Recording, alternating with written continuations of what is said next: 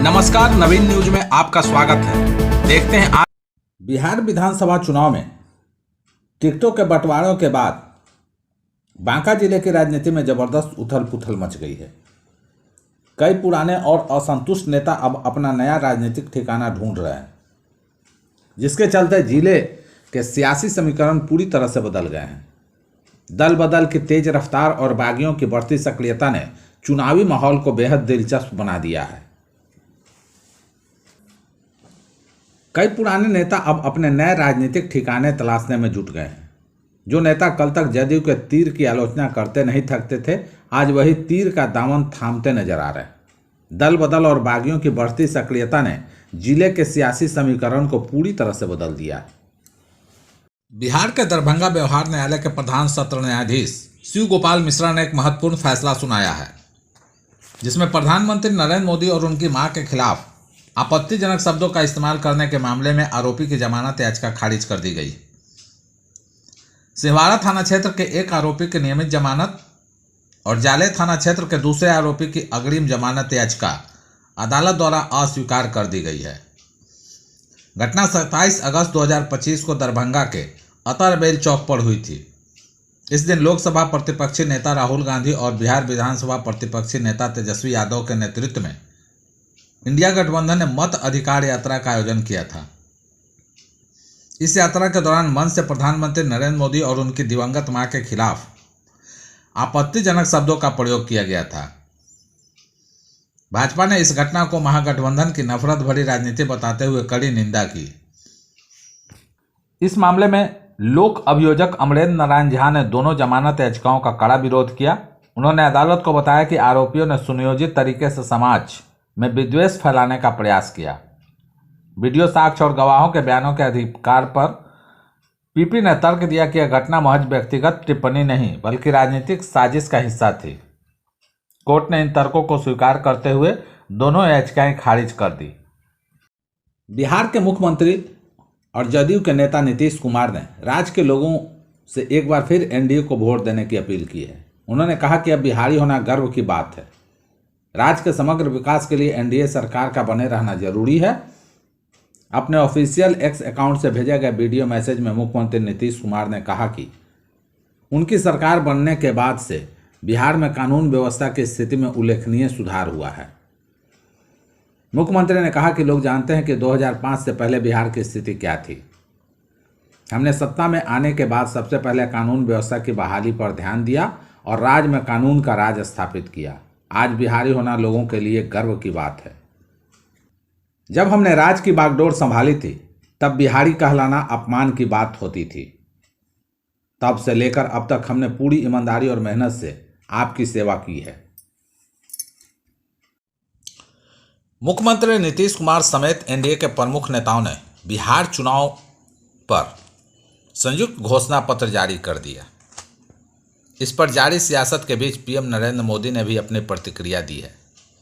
उन्होंने इसे विकसित बिहार का विजन करार दिया है। इससे पहले नेता प्रतिपक्ष तेजस्वी यादव ने एनडीए के संकल्प पत्र को जुमला बता दिया था। वहीं पीएम मोदी ने सोशल मीडिया पर पोस्ट करके कहा है कि बिहार विधानसभा चुनाव के लिए जारी हुआ एनडीए का संकल्प पत्र आत्मनिर्भर और विकसित बिहार के हमारे विजन को स्पष्ट रूप से सामने लाता है।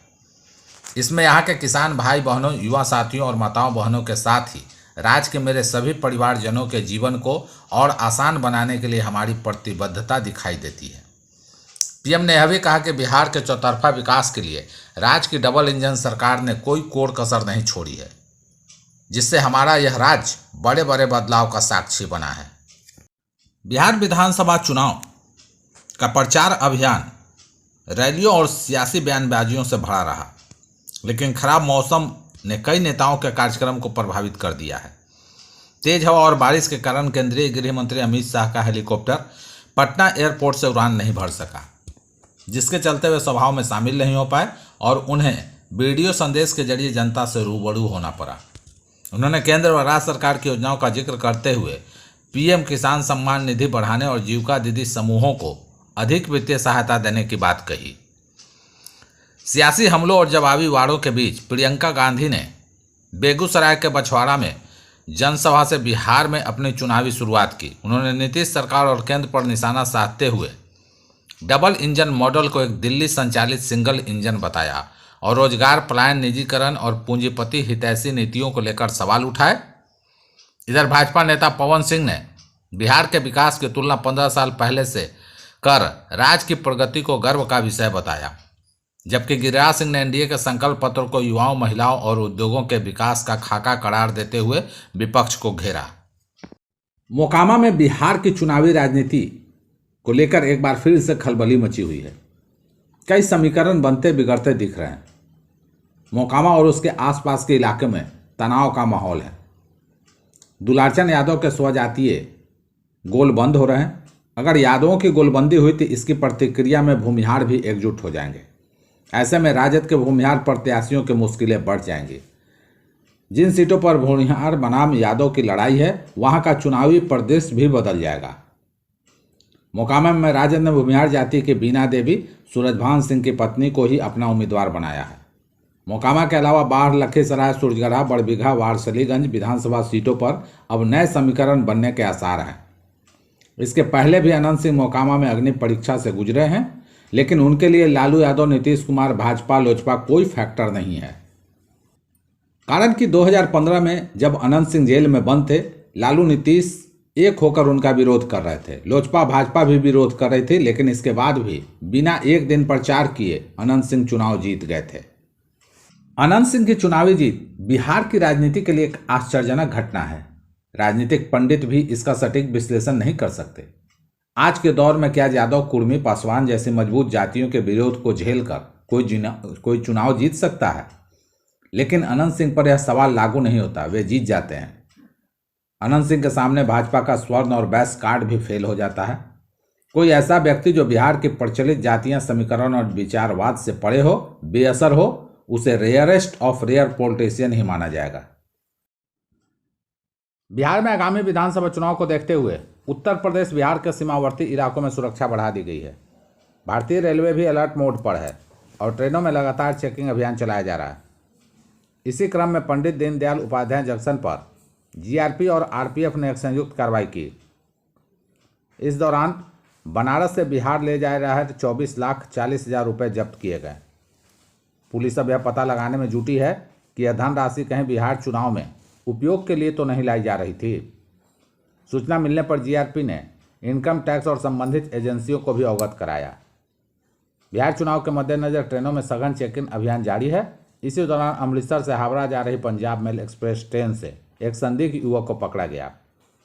युवक के पास एक बैग था, जिसकी तलाशी लेने पर पुलिस अधिकारी भी हैरान रह गए। बैग के अंदर प्लास्टिक के 2 थैलों में 500 के नोटों की गड्डियां भरी हुई थी। युवक के पास इतनी बड़ी रकम से संबंधित कोई भी वैध दस्तावेज नहीं था, इसलिए उसे पकड़कर जीआरपी थाने लाया गया है। बरामद कैश के बारे में आयकर विभाग को भी सूचना दी गई है। पुलिस अब यह पता लगा रही है कि यह धनराशि किस उद्देश्य से बिहार ले जाई जा रही थी।